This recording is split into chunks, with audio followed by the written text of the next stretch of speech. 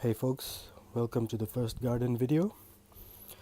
Just going to take you on a tour of all the different gardens we have, and let me know what you want to see more or less of, and I will do my best to accommodate.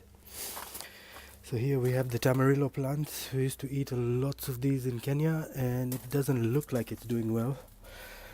I have been spraying certain chemicals to get rid of different things, but I think it's the snails, and I'm going to try to use beer because I hear that's what keeps them away.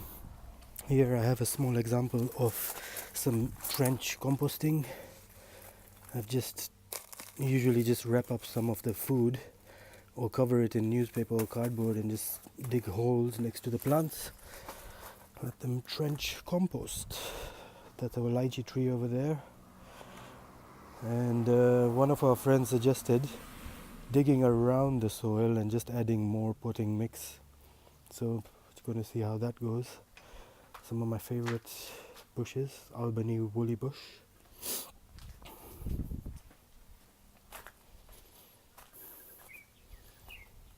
Here is an aloe vera, one of many I got from a local WA gardening group, as I wanted some in the house.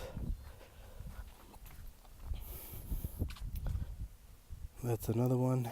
Looks like the snails have been going to town on these guys. There's quite a few of those. And here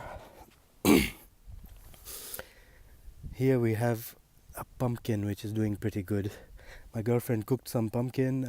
I used quite a bit of the remains for the worms, as they love that, and she just told me to plant these in the front. We have a big front, so I didn't know where, and I just plonked it in here. And it's doing pretty well. I hope it covers most of this area, because then that would manage the weeds better and I don't have to use sprays or dig around as much.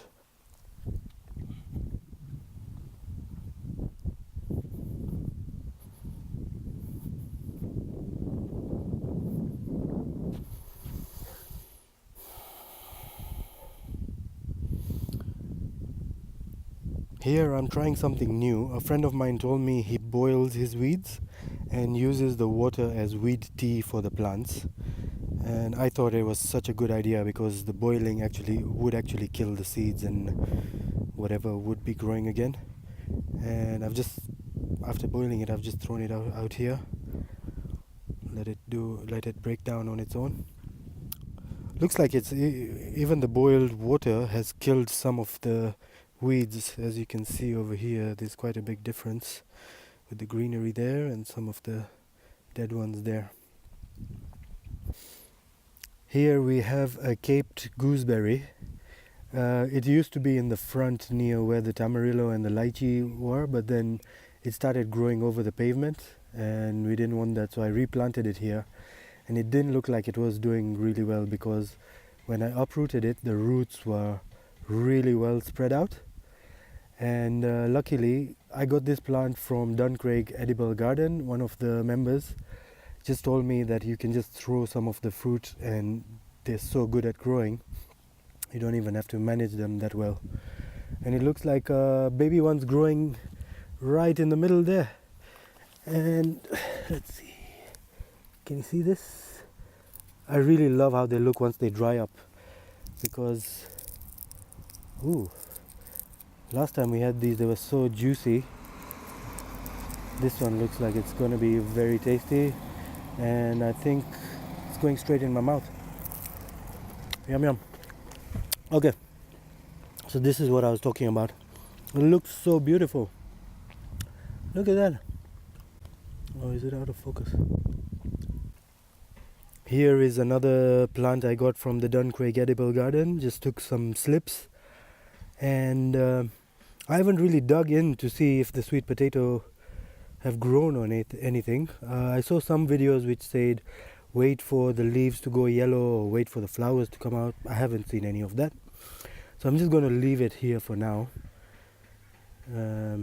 Maybe when I get hungry I'll dig something up. Here we have mint basil and mint, or something along those lines. They used to be in our herb garden, but they were taking quite a bit of space.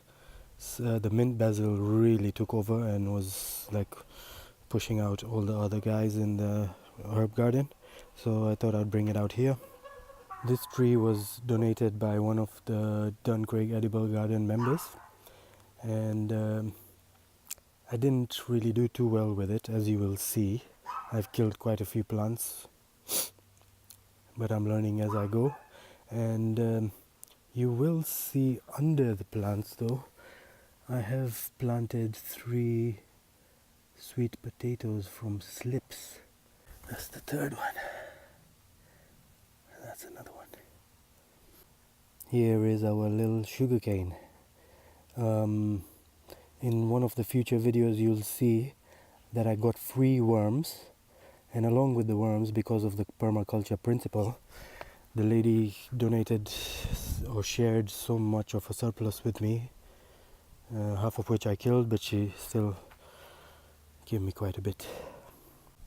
Here I am drying out some coffee grounds, as I had kept them in a bag in a garage, and it got a little bit too moldy that even the worms weren't liking it. So on this side we have planted some lavender, but it looks like they're doing better on this side. I think maybe because they're getting more sun, and when this guy flowers it's pretty beautiful.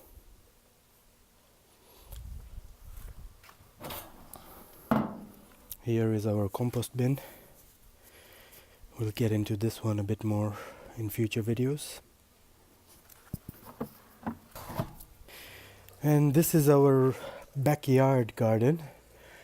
My girlfriend got quite a few succulents, which to be honest, a few of them aren't doing too well because the cat keeps digging them out or doing his business around them.